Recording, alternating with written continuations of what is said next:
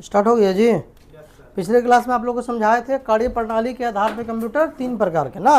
पहला digital computer, दूसरा analogue और तीसरा हाइब्रिड कंप्यूटर। आकार कीमत क्षमता के आधार पर चार, micro, mini, main frame, super.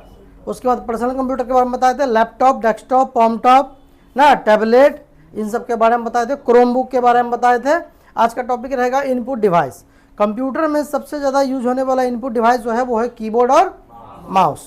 पहले जो कीबोर्ड और माउस, मतलब कीबोर्ड माउस को पहले से लेकर अब तक कंप्यूटर में जो जोड़ा जाता है उसको जोड़ने का मेन तीन तरीका होता है। सबसे पहले आता था ये गोल वाला पिन।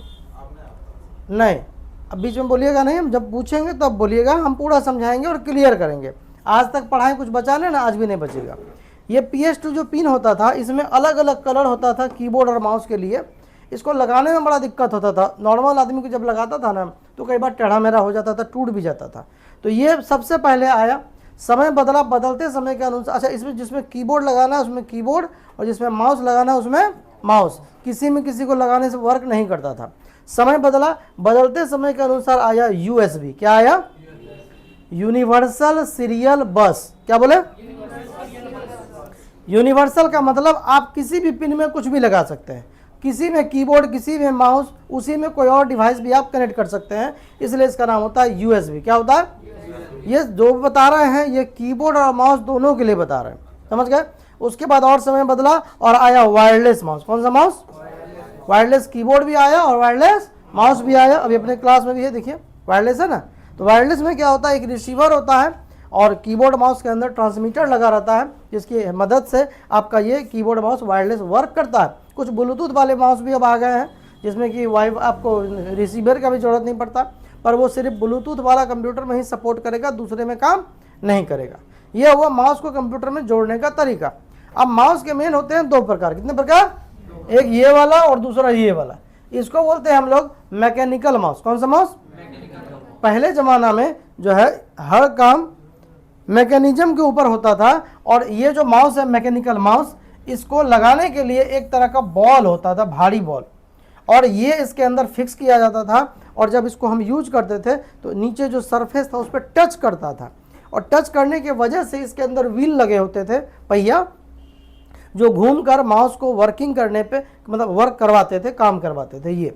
लेकिन इसमें बड़ा दिक्कत था कि एक तो भारी बहुत था और इसका जो सरफेस था ये बहुत ज़्यादा गंदा हो जाता था। एक महीना चलाए तो बहुत गंदा हो गया, फिर उसको खोलिए, साफ करिए पेपर से, कपड़ा से, और फिर लगा दीजिए। तो ये एक परेशानी थी और वजन ज़्यादा होता था, लेकिन टिकता बहुत था, चलता बहुत दिन तक था। इसमें लाइट वगैरह नहीं जलता था। समय बदला, बदलते समय के अनुसार ऑप्टिकल माउस आया। कौन सा माउस? Optical mouse. ये जो आप माउस देख रहे हैं यहाँ पर, ये वाला, इसको हम लोग कौन सा माउस बोलेंगे? तो माउस कितने हो गए? दो। पहले आता था मैकेनिकल और अब आता है ऑप्टिकल माउस। ऑप्टिकल माउस में क्या होता था कि इस बॉल को हटा दिया तो वजन कम हो गया और उसके अंदर लगा दिया गया ऑप्टिकल लेंस। एक लेंस होता है जो कि डिटेक्ट करता है सरफेस को, टच नहीं होता। जैसे ये माउस देख रहे हैं, ये टच नहीं है। टच है इसमें? क्या टच तो कहीं नहीं है, बस इसको बस इस सरफेस पे ऐसे जाता है और सेंसर यहाँ लगा रहता है, ऑप्टिकल सेंसर है ना। वो ऑप्टिकल सेंसर डिटेक्ट करता है और इस ये जो माउस है आपका प्रॉपर तरीके से काम करता है। ऑप्टिकल सेंसर भी दो प्रकार के होते हैं। सौरभ यहाँ से माउस ले गया क्या? लाओ जल्दी लेके आओ। काहे लेके गया? क्या काम था वहाँ? जल्दी लाओ। तो यहाँ पर आपका जो है ऑप्टिकल सेंसर, ऑप्टिकल में क्या होता है, दो गो लेंस होता है। अभी दूसरा वाला मंगवा के भी दिखा देते हैं। अब ये देखिए माउस का जो स्पीड होता है, मतलब नहीं स्पीड नहीं, माउस की जो एक तरह से चलने की क्वालिटी या स्मूथनेस होता है ना। क्यों ले गया था? देखिए यहाँ पर देख सकते हैं आप, ऑप्टिकल जो इसका लेंस है, एक ये दिख रहा है आपको, ये भी दिख रहा है, दोनों वायरलेस है।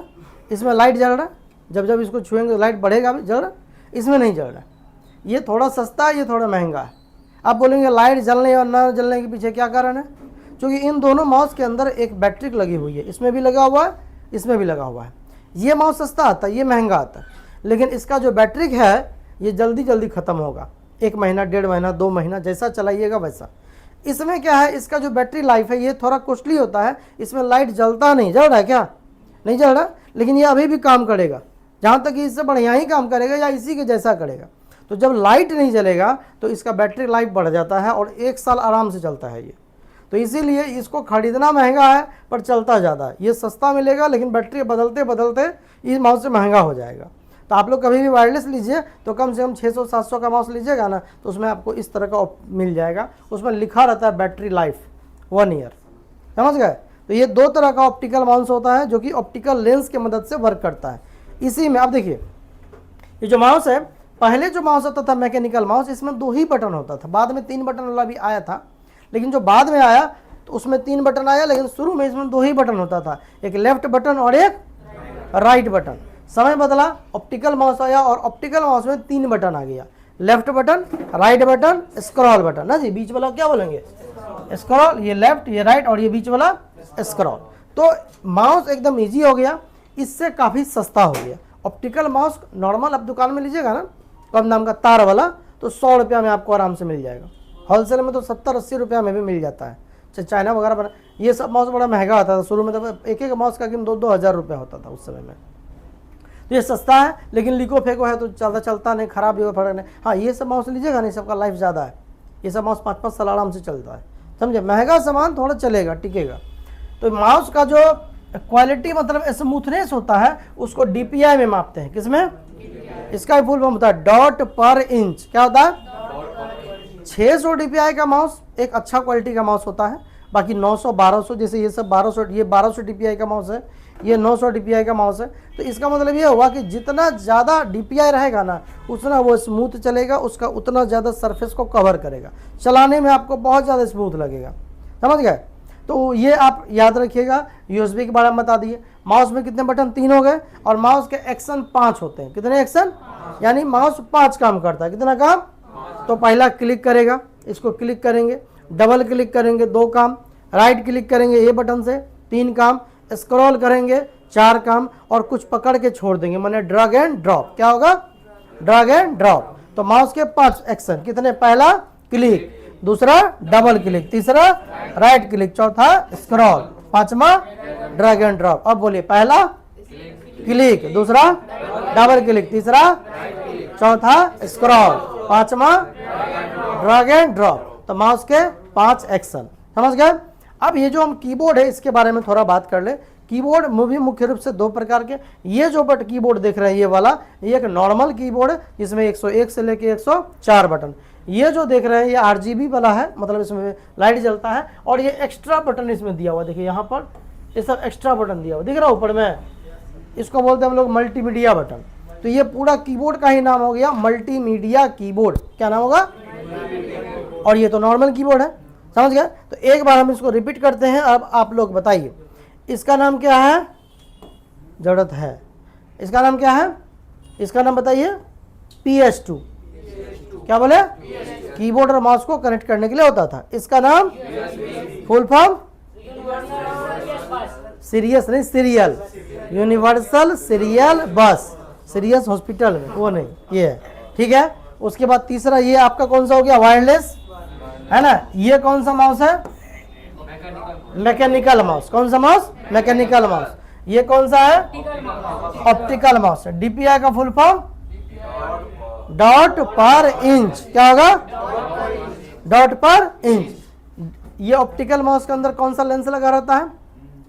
Optical lens. अभी बताए, उसका नाम ही ऑप्टिकल लेंस, तभी तो ऑप्टिकल माउस उसको बोलते हैं। बल्ब लगा हुआ दिखा भी दिया आपको हम, समझ गए। उसके बाद माउस के कितने एक्शन?